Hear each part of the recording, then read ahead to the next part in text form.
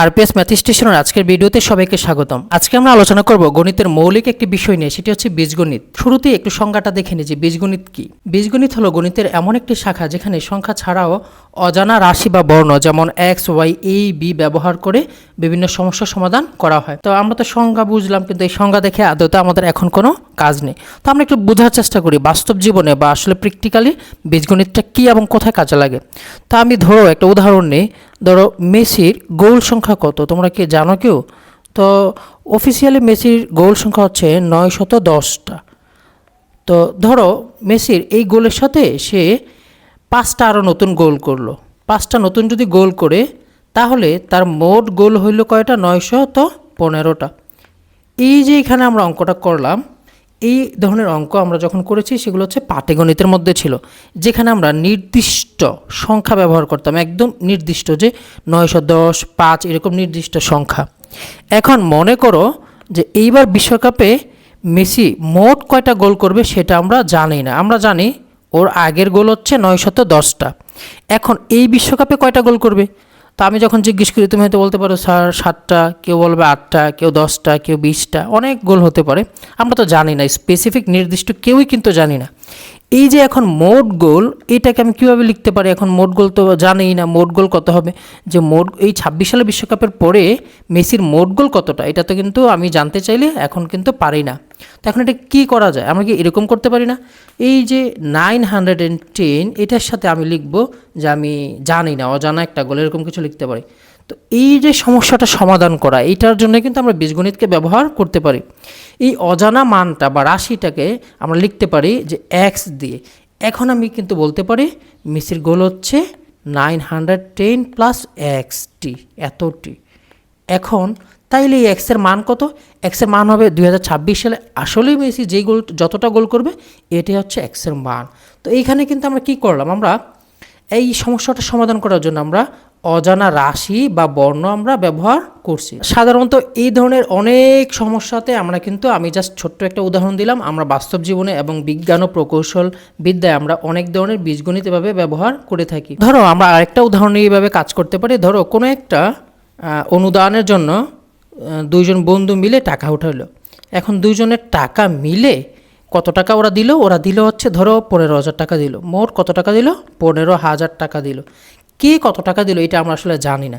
এই যে জানি না, আমি সেজন্য এটাকে দিয়ে দিলাম এক্স আর এটা দিয়ে দিলাম ওয়াই। অর্থাৎ এই দুইজন মানুষের টাকা মিলে, এই যে সমান সমান, এই টাকা মিলে হয়ে গেল 15,000 টাকা। তা এখন আমরা বীজগণিতের কিছু বিষয়গুলো নিয়ে আলোচনা করব। তো আমাদের পাটিগণিতে কিন্তু আমরা নিশ্চয়ই যোগ চিহ্ন ব্যবহার করতাম, এরকম বিয়োগ চিহ্ন ব্যবহার করতাম, গুণ চিহ্ন ব্যবহার করতাম, ভাগ চিহ্ন ব্যবহার করতাম, তাই না? আমরা ঠিক বীজগণিতেও এই ধরনের চিহ্ন ব্যবহার করব, এবং এগুলোকে আমরা সবগুলোকে কী বলি? সাধারণত প্রক্রিয়া চিহ্ন বলে থাকি। এবং এই প্রক্রিয়া চিহ্ন যখন আমাদের বীজগণিতে, আমরা এটাকে প্লাস বলবো, এই যোগ চিহ্নটাকে প্লাস বলবো, বিয়োগ চিহ্নটাকে আমরা মাইনাস বলবো, এবং গুণ চিহ্নটাকে আমরা ইনটু বলতে পারি, ঠিক আছে, বা মাল্টিপ্লিকেশনও বলতে পারি। আর ভাগ চিহ্নটাকে আমরা কি বলবো? ডিভিশন বলবো। তাইলে আমি যদি বলি যে আমি এটা কি লিখলাম, তাহলে অবশ্যই তোমাদের এটা পারার কথা। আমরা লিখলাম হচ্ছে এক্স প্লাস ওয়াই।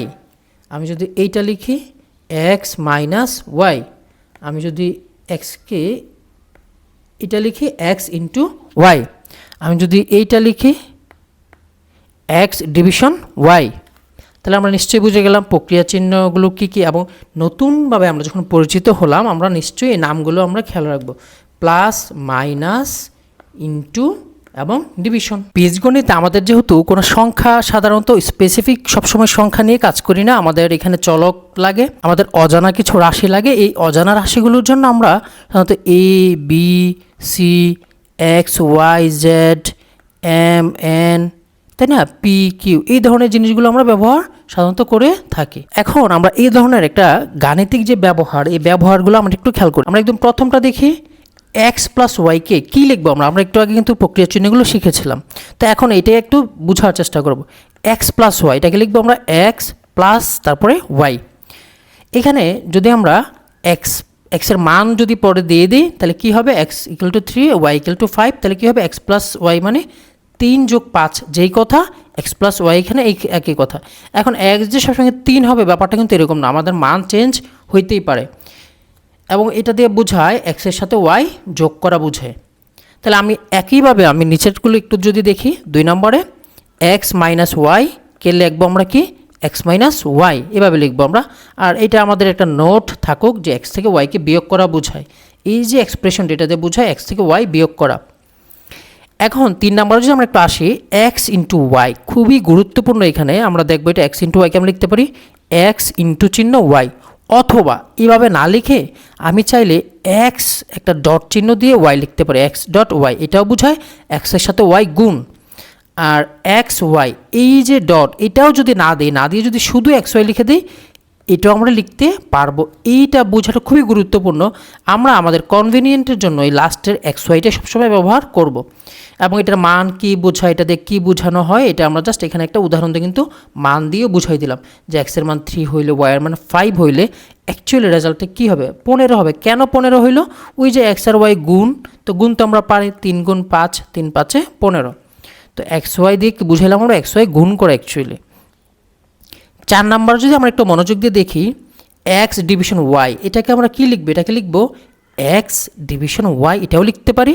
অথবা আমরা চাইলে এক্স এই যে একটা ডিভিশন চিহ্ন ভাগ চিহ্ন দিয়েও আমরা ওয়াই লিখতে পারি। এইটা দিয়েই কিন্তু বুঝায় এক্সকে ভাগ করো ওয়াই দিয়ে। তো আমরা এখানে একটা উদাহরণ দিলাম, এই যে এইখানে উদাহরণ আমরা দিলাম যে 3 ভাগ 5, এটাকে আমরা লিখতে পারি 3 ডিভাইডেড বাই 5। তো এখানে এক্সকে ওয়াই দ্বারা ভাগ করা বোঝায়। এখন ওয়াইয়ের মান এখানে কখনই কি হবে না, শূন্য হবে না। কেন শূন্য হবে না, কোনো একটা ভিডিওতে এটা নিয়ে আমরা বিস্তারিত আলোচনা করব। আমরা আরেকটা গুরুত্বপূর্ণ জিনিস দেখি 5 নম্বরে, এক্স ইন্টু 3, এটা মানে কি এক্সকে 3-এর সাথে গুণ, এক্স ডট 3 এইভাবে লিখতে পারি। কিন্তু কনভিনিয়েন্ট অনুযায়ী আমরা বা কনভেনশন অনুযায়ী আমরা কী করব, সব সময় এই সময় লেখার সময় সংখ্যাটা আগে লিখব, তারপরে অক্ষরটা পরে লিখব, ঠিক আছে? তাই আমরা এইভাবে চাইলে এটা লিখতে পারি। এটা বোঝায় যে এক্সের সাথে 3 গুণ, এক্সের 3 গুণ বোঝায় এটা। তা আমরা একটু মনে রাখবো অবশ্যই সাধারণভাবে যে গুণের সময়, গুণের ক্ষেত্রে প্রথমে সংখ্যা বসবে, এই যে 3 বসবে, তারপরে অক্ষর প্রতীক আমরা লিখব। তাহলে কি করব, 3x 5y 10 এই ধরনের ভাবে আমরা প্রকাশ করব। এখন আমাদের বীজগণিতের কিছু মূল উপাদান নিয়ে আমাদের একটু জানতে হবে। বীজগণিত কী বুঝে গেলাম এবং বীজগণিতে কী কী থাকে এই জিনিসগুলো আমরা একটু বুঝে যাই। চলক সাধারণত ওই যে আমি বললাম অজানা রাশির মানকে প্রকাশ করার জন্য A B C X Y Z যে কোনো কিছু তুমি চাইলে ব্যবহার করতে পারো, তাই না? এগুলো আমরা চলক হিসেবে ব্যবহার করব। ধ্রুবকটা কি খুবই গুরুত্বপূর্ণ একটা জিনিস, সেটা হচ্ছে ধ্রুবক। ধ্রুবক হচ্ছে আমরা যদি এরকমটা লিখতাম যে মেসির গোল সংখ্যা কত, মেসির গোল সংখ্যা হচ্ছে এইবার বিশ্বকাপেও এক্স গোল করবে, আর আগের ছিল 910। এই যে ফিক্সড একটা সংখ্যা, এটাকে বলা হয় ধ্রুবক। এখানে আমরা যে একটা উদাহরণ দেখতে পাচ্ছি বামে, এইখানে 3, এটা একটা নির্দিষ্ট সংখ্যা, এই 3 হচ্ছে এখানে ধ্রুবক। অথবা মেসির 910টা গোল, এটা হচ্ছে ধ্রুবক বা কনস্ট্যান্ট, এটা একদম ফিক্সড। তারপরে আমরা জানবো পদ নিয়ে। ধরি আমি এখন লিখলাম 3x, অর্থাৎ এক্সের 3 গুণ, এটা লিখলাম। আবার লিখলাম 2x, আবার লিখলাম ধরো শুধু y, আবার লিখলাম শুধু z। এই যে প্রত্যেকটা জিনিস, এগুলোকে এক একটা বীজগণিতের কী বলা হয়, এক একটা পদ বলা হয়, এক একটা কী বলা হয়, পদ বলা হয়।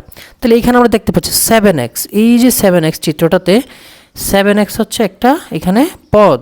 আবার শুধু 3, এটা একটা পদ। সহগ কি আমরা একটু বোঝার চেষ্টা করি। সহজ কথায় সহগকে আমি বলি সঙ্গী। কি বলি? সঙ্গী বলি, অর্থাৎ সঙ্গে যে থাকে সেই সহগ বা সঙ্গে। ধরো আমি একটা উদাহরণ নিই, এই যে এইগুলো মুছে ফেললাম। তো আমি একটা উদাহরণ নিলাম, সেটা হচ্ছে আমি নিলাম 5x। আমি বললাম এই যে এক্স যে একটা চলক, এই যে আমরা কিন্তু আগেই জেনেছি এগুলো একটা চলক বা ভেরিয়েবল, এই চলকের সাথে কি আছে, সাথে আছে 5, তাহলে সে হচ্ছে এক্সের সহগ। আমি আবার লিখলাম 3y অথবা নেগেটিভ 3y, তাহলে বলো তো ওয়াইয়ের সহগ কত, ওয়াইয়ের সঙ্গে কে আছে, ওয়াইয়ের সঙ্গে আছে 3 না, শুধু 3 না, এটা কে আছে, নেগেটিভ 3, তাহলে নেগেটিভ চিহ্নটা আমাদেরকে দিতে হবে। তাহলে আমরা কিন্তু বুঝে গেলাম এই যে চলকের সাথে যে থাকে ওরাই হচ্ছে ওদের সহগ। এখন রাশি কি? রাশি হচ্ছে পুরো জিনিসটার একটা এক্সপ্রেশন। কোন জিনিসটা? ধরো তুমি বলতে চাও যে বাবা মাকে ঈদের মধ্যে এবার ঈদে আগের ঈদের চাইতে 10 টাকা বেশি দিস। কত টাকা বেশি? 10 টাকা বেশি। আগের ঈদে কত টাকা দিছে এটা তো আমি জানি না, তো জানি না দেখে আমি এটা লিখলাম x+10। এই যে এক্সপ্রেশন করলা তুমি, এক্সপ্রেস করলা তোমার টাকাটা, এবার কত টাকা পাইছো, এইটাকে বলা হয় রাশি। এটাকে কি বলা হয়? রাশি, একটা বীজগণিতিক রাশি x+10। আমরা সর্বশেষ চলে আসলাম সমীকরণের মধ্যে। সমীকরণ কি? আমরা এখন সমীকরণটা একটু বোঝার চেষ্টা করি। একদম সহজে যদি আমি মেসির গোল দিয়ে চিন্তা করি, ধরো মেসির গোল 910 যোগ x পরিমাণ জানি না, এবং আমরা খেলা শেষে 2026 সালে আমরা মোট গোল জেনে গেলাম। মোট গোল জানলাম হচ্ছে কি? মোট গোল জানলাম 920টা মোট গোল, ও 920টা মোট গোল হইলে আমরা এটা জানলাম। এই জিনিসটাকেই একটা সমীকরণ বলা হয়, মানে বোঝায় ওর আগের গোল ছিল 910, বর্তমানে এই এক্স, অর্থাৎ এই বিশ্বকাপে কয়টা গোল করছে, এইটা হচ্ছে এক্স। তাইলে এইটা সমান সমান কি ওর মোট গোল না? ওর আগে ছিল 910টা, এবার যতটা করছে এটা যোগফল হচ্ছে 920। তাহলে এটাকে বলা হয় একটা সমীকরণ, যেখানে আমরা অবশ্যই সমান চিহ্ন দিয়ে আমরা বাম পাশে একটি রাশি থাকবে, বাম পাশে একটি রাশি, ডান পাশে একটি রাশি থাকবে, এটা বোঝায়। এবং দুইটা রাশি অবশ্যই পরস্পর সমান। ধন্যবাদ সবাইকে আজকের এই ভিডিওটি মন দিয়ে দেখার জন্য।